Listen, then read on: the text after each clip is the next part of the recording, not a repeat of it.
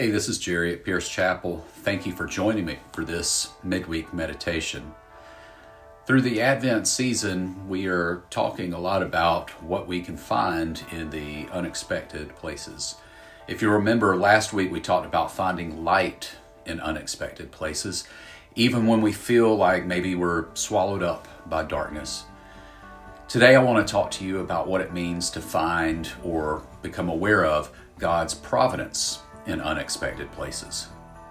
When we think of God's provision, we often imagine something that's polished, prepared, planned out. But the night Jesus was born, God's provision didn't look like that at all. It wasn't a warm guest room or a carefully prepared cradle. It was a manger, a feeding trough, rough and ordinary, probably tucked into a shadowed corner of a stable somewhere. And yet that was the place that God provided for the Christ child.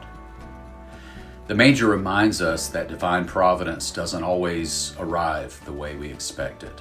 Sometimes God's care comes through humble means, simple moments, or even unlikely circumstances.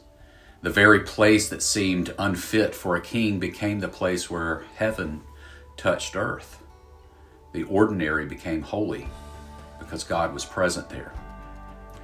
When we hear the Christmas story, it's easy to imagine the manger as something quaint, cozy, picturesque. But for Mary and Joseph, it was raw and uncomfortable. It was probably not what they imagined for the birth of their son, much less the birth of the Messiah. And yet, in that unexpected place and in that unexpected way, God provided exactly what was needed. Not necessarily what was ideal, but what was enough.